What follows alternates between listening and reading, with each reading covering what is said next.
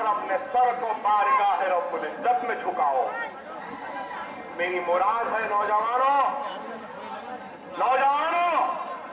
अगर तुम अकबर ओवैसी जैसा बनना चाहते हो, बोलना चाहते हो, लड़ना चाहते हो, गुस्सा पैदा करना चाहते हो, हक लेना चाहते हो, तो सबसे पहले अपने रूठे हुए अल्लाह को मना लो, नमाजों के पाबंद बन जाओ, कुरान को तर्जुमे से पढ़ो, सुन्नत रसूलुल्लाह पे अमल करो और अपने आखिरत की फिक्र करो। तो फिर देखो अल्लाह भी राजी हो जाएगा और दुनिया भी तुम्हारे सामने झुकने पर मजबूर हो जाएगी।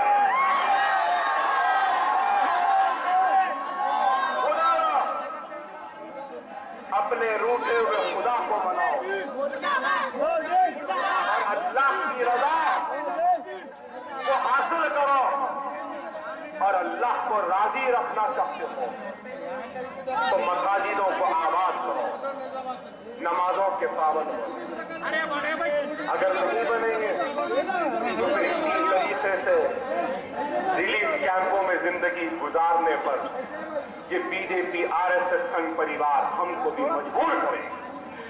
खुदारा मुसलमानों, मुल्क के हालात नाजुक है। आज नरेंद्र मोदी तेजी के साथ आगे बढ़ रहा है। क्या बोलूंगे,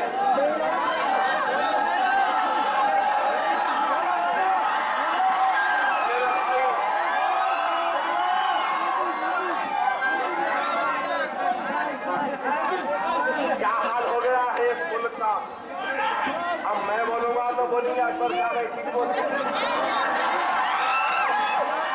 अकबर वैसी की आदत है बोलेंगे। क्या है बताइए, एक तरफ केकू है तो दूसरे तरफ पप्पू है।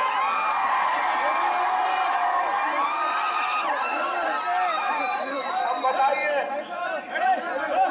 अब हिंदुस्तान करे तो क्या करे, या तो पप्पू का हाथ पकड़े या केकू का हाथ पकड़े।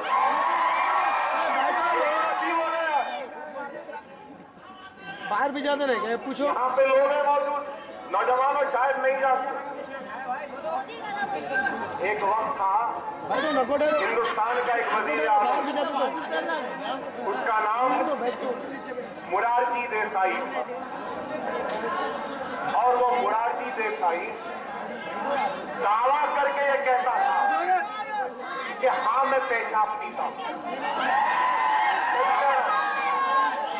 यहाँ पहले मस्जिद के जलसों में सामने बुजुर्ग दिखते थे, बुजुर्गों को छोड़ना पड़ रहा है।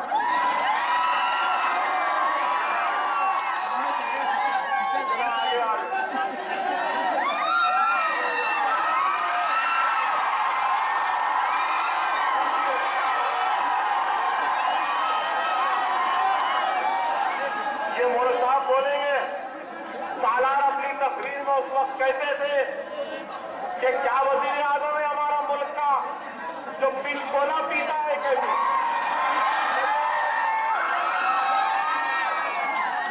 तो मोरारजी देसाई बोलता था, हाँ मैं पीता हूँ साहब, अपना पीता हूँ, आपको क्या प्रॉब्लम है कहता। और ये नरेंद्र मोदी क्या कह रहा है, नरेंद्र मोदी कह रहा है पहले शौचालय बाद में देवालय। अब हिंदुस्तान के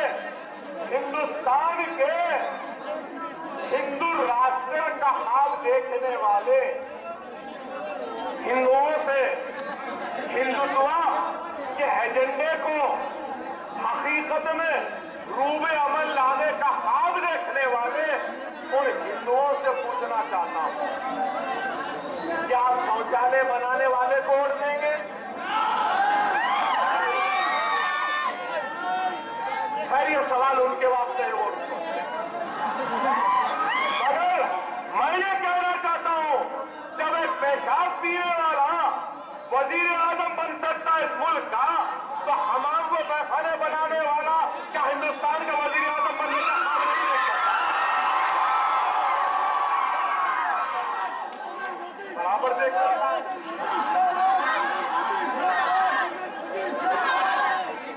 तो बीजेपी शौचालय बनाने वाले को वजीर आजम बनाना चाहते हैं। वाह, क्या नसीब है, क्या मुकद्दर हो गया मेरे मुल्क का। जबकि कभी ये मुल्क सोने की चिड़िया कहलाया जाता है। खामखा के आज लोग बोल रहे हैं, खामखा के का नाम बराबर नहीं बोल सकता। तारीख सिकंदर आजम की तारीख गलत बयान कर रहा, झूठ पे झूठ बोल रहा, लेकिन फिर भी आज बीजेपी इसको पेश कर रही है। तो क्यों पेश कर रही है? इस वजह से पेश कर रही है कि मुसलमानों के खतरे आम का जिम्मेदार अगर कोई है तो ये नरेंद्र मोदी है। मुसलमानों की बस्तियों को लूटने वाले का जिम्मेदार अगर कोई है तो नरेंद्र मोदी है। हमारी इस्मतों को लूटने का या लुटवाने का जिम्मेदार अगर कोई है तो नरेंद्र मोदी है। हमारे बस्तियों को जलाने वालों का नाम ये नरेंद्र मोदी के लोग हैं। एहसान जाफरी फरियाद पे फरियाद करते रहे लेकिन उनको फरियाद पहुंचने नहीं दी, उसका नाम नरेंद्र मोदी। अरे आप बताइए कि आज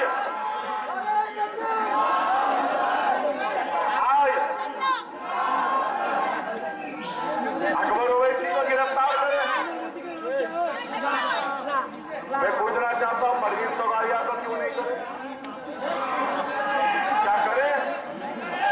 नहीं करे? आप बताइए। आज अकबर ओवैसी महाराष्ट्र जाना चाहता है तो पुलिस बोल रही है मत आइए, इजाजत नहीं। कर्नाटक जाना चाहते हैं, मत जाइए, इजाजत नहीं। मुजफ्फरनगर जाना चाहता हूं, नहीं जाने दे रहे। हम नहीं जा सकते, वो जा सकते हैं। क्या ये इंसाफ है? क्या ये इंसाफ का तकादा है? अरे कितने दिन रोकेंगे? देख लेंगे तुम्हारे रोकने में ताकत है या हम तुम्हारी रुकावटों को तोड़ के जाने वाले में ताकत है।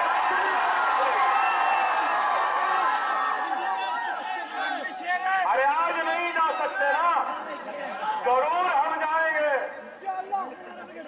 राजस्थान जाएगी मजलिस, बिहार जाएगी मजलिस, उत्तर प्रदेश जाएगी, महाराष्ट्र जाएगी, कर्नाटक जाएगी, मध्य प्रदेश जाएगी। ऐ मोदी तेरे घर से भी आके दस्तक देगी।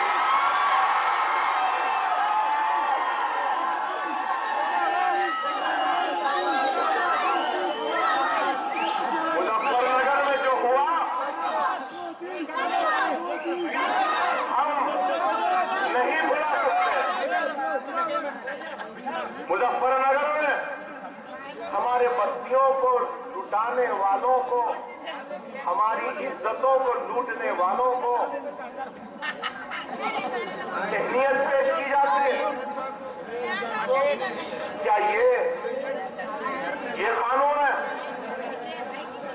मेरी बात गलत नहीं है मेरे भाई। जो मुसलमान को तबाह करता, लूटता है, काटता है, उनको आगे बढ़ाने वाली जमात का नाम बीजेपी।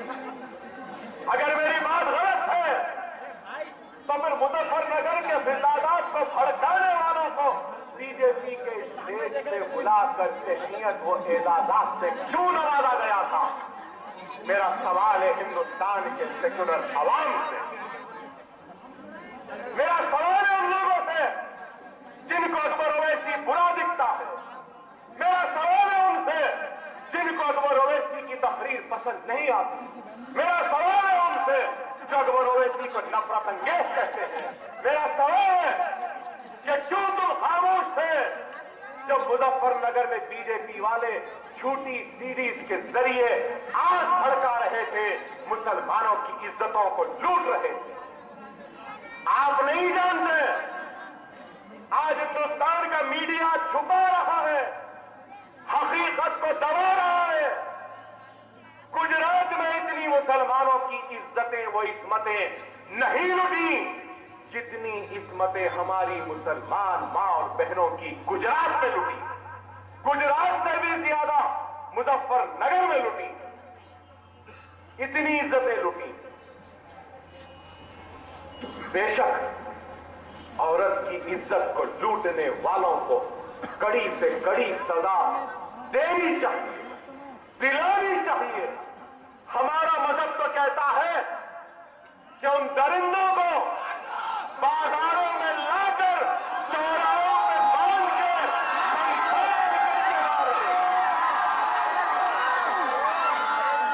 लेकिन ह्यूमन राइट मोमबत्तियां लेके निकलने वालों, इंडिया गेट पे मोमबत्तियां जलाने वालों, तुम्हारे जज्बे को सलाम करता, कदर करता हूं, लेकिन उसके साथ साथ ये अकबर ओवैसी हिंदुस्तान के 25 करोड़ मुसलमानों की तरफ से उन सब से यह सवाल करता है कि गुजरात में जब मेरी इस्मत लुट रही थी तो तुम क्यों निकल के नहीं आए इंडिया गेट में? जब बंबई में मेरी इज्जत लुट गई, इस्मत लुटी, औरतों को बरहना परेड करवाया गया, तो क्यों मोमबत्तियां लेके गेट वे ऑफ इंडिया पे नहीं आए? कश्मीर में कश्मीरी मुसलमान मेरी मां मेरी बहन की इस्मत को लूटते दरिंदे, उस वक्त क्यों कोई उठ के नहीं आया? हमारी इज्जत नहीं है, हमारी आबरू आबरू नहीं, तुम्हारी इज्जत है, तुम्हारी आबरू आबरू है। तो अकबर ओवैसी फिर अपने गुस्से का इजहार करता है, करता रहेगा और इससे ज्यादा करेगा, इससे ज्यादा करेगा।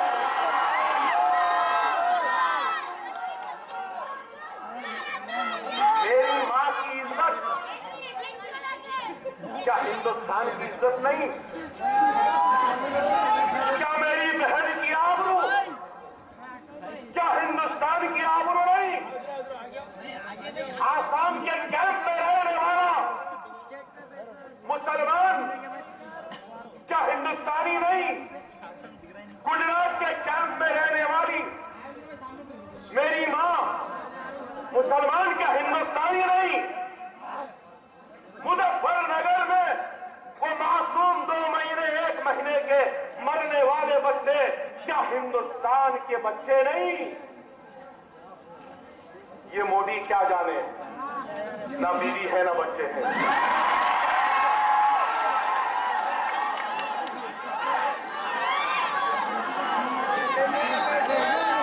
ना ही ये वाजपेयी जानते।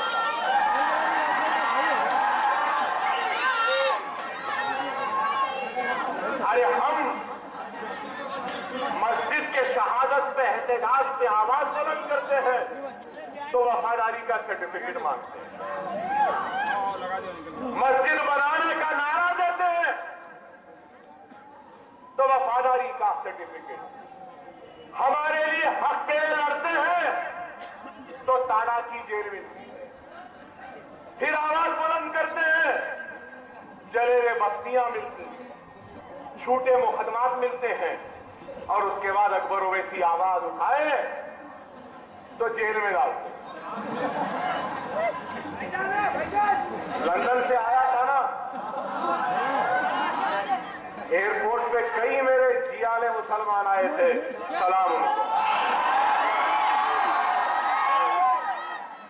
अकबर ओवैसी के चेहरे पे कोई शिकम थी, कोई डर था, कोई खौफ था? कभी नहीं। गोलियां चलाए तो खौफ नहीं आया, और ये दाल पकड़ों की जेलों से लड़ जाए। मैं क्या खाने वाला हूं बोलूंगा नहीं, आप जानते हैं क्या खाता हूं, क्या खाता हूं। आप क्या खाते हैं वही खाता हूं।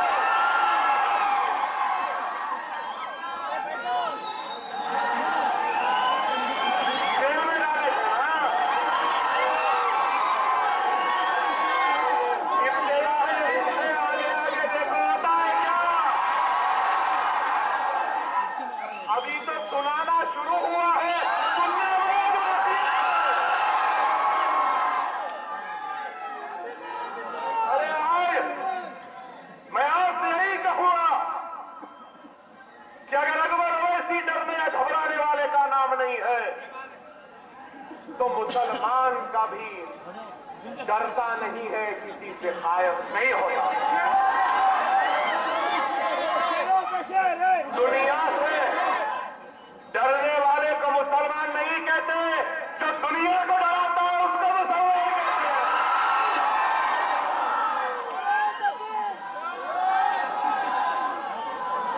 किसी से डरना नहीं, किसी से घबराना नहीं। मौत आनी है तो आएगी जरूर, कोई नहीं रोक सकता। नहीं आनी है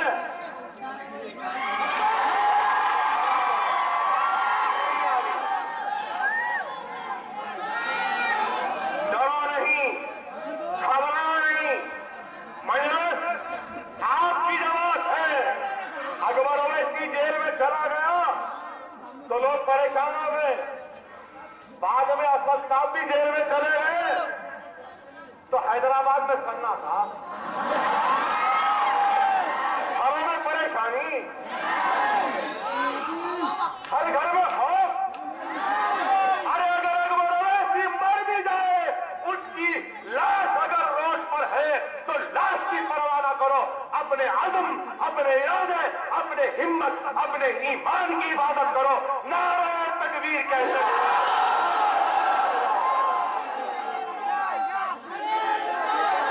अरे अकबर ओवैसी नहीं, असद ओवैसी भी नहीं। अरे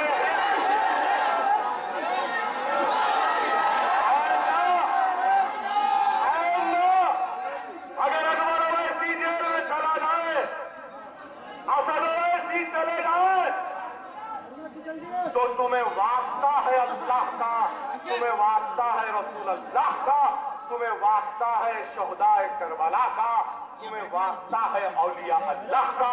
हर घर से अकबर ओवैसी, असद ओवैसी बन के तुम बाजारों में निकल जाना।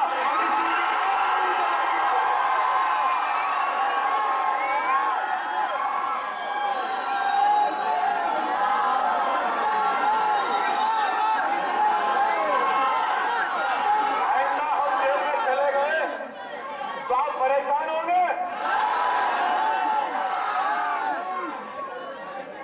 अरे हम जेल में जाओ या हम मर जाओ, मिल्लत इस्लामिया के वक़ार को कभी मजरू होने नहीं देना, मुसलमानों के अज़्म को कभी झुकने नहीं देना, मुसलमानों के इरादों को कमजोर होने नहीं देना, जमात के परचम को कभी नीचा होने नहीं देना। ला इलाहा इल्लल्लाह मुहम्मद रसूलुल्लाह कहते हुए अल्लाह की बारगाह में सजदा रेज़ हो जाए।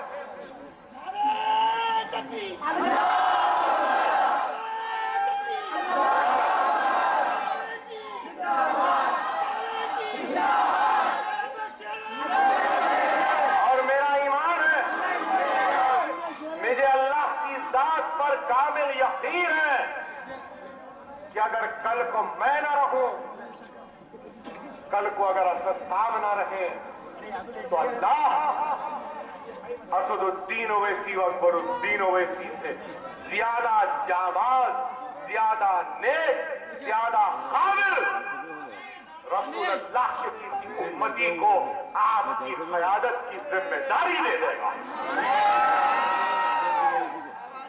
मजलिस रोज़े क़यामत तक आबाद रहेगी। दारुस्सलाम कभी भी रोज नहीं होगा, हम रहे या न रहे, दारुस्सलाम रोज़े क़यामत तक आबाद रहेगा, जगमगाता रहेगा।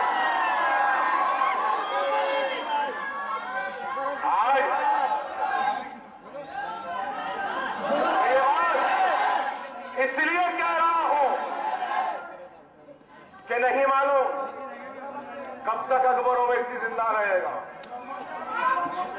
पहले तो मेरी सेहत ठीक नहीं है, अल्लाह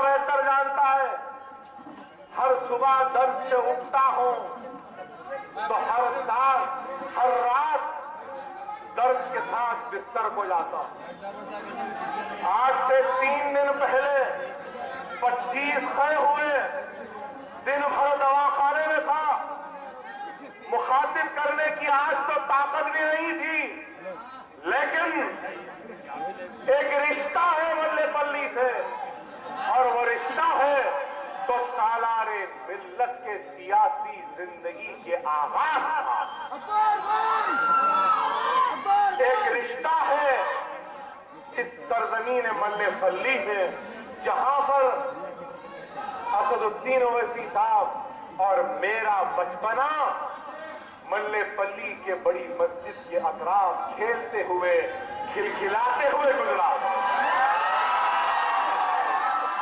एक रिश्ता है मेरा, और वो रिश्ता है कि मैंने अपना बचपना गौस भाई के गोद में खेला। अल्लाह मरहूम गौस भाई के खबर को नूर से सलाम। इसलिए आया हूं, रोजाना फोन आते, मैसेज आते, मार देंगे अकबर ओवैसी तेरे को, मार दो, चूड़ी का बच्चा है।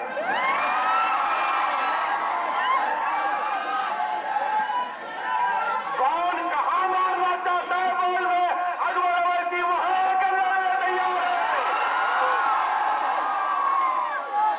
अरे डरने वाला नहीं हो, गुजरात में मारना चाहते हो, ठीक है, बोलते गुजरात भी आने तैयार हो।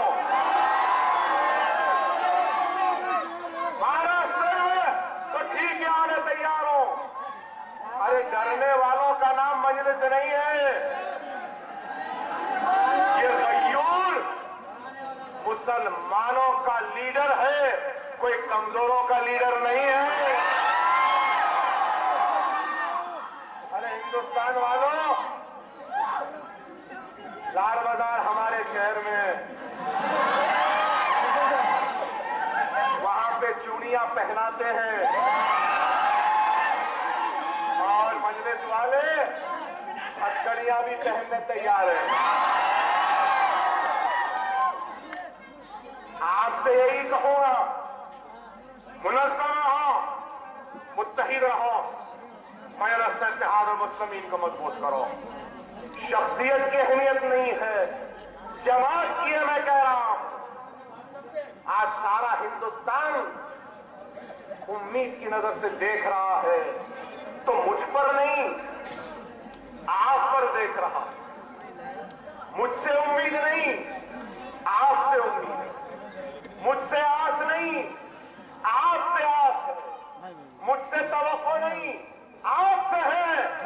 अगर आपका इत्तेहाद कमजोर पड़ेगा तो हिंदुस्तान की उम्मीद टूट जाए, उनकी आस को ठेस पहुंचे।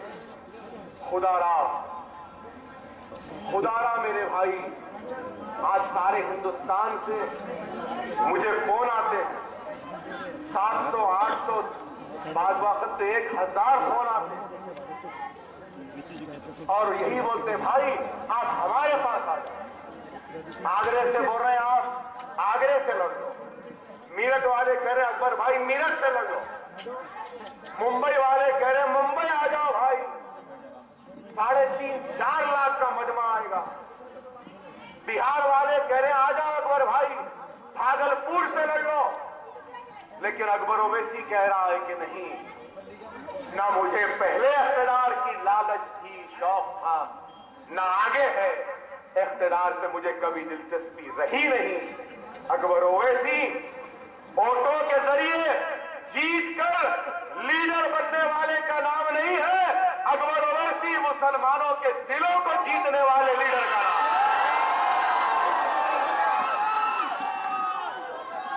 अरे हम आज हैदराबाद से आगे बढ़ना चाहते हैं, और हम हैदराबाद से आगे कब बढ़ सकते हैं?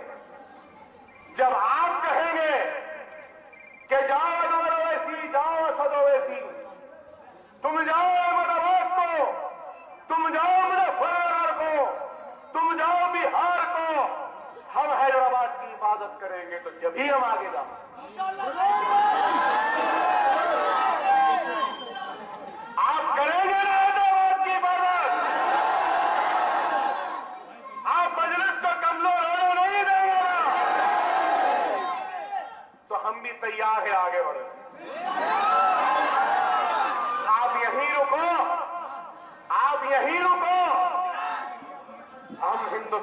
के मुसलमानों के दिलों को फतेह करके आए। मैं इस जलसे के जरिए हिंदुस्तान के हर मुसलमान को सलाम करता हूं, सलाम भेजता हूं हैदराबाद की तरफ। उनका ममनून हूं, उनका मशकूर हूं कि इतनी मोहब्बत दी। साथ ही साथ एक बात और एक कहूंगा भाई,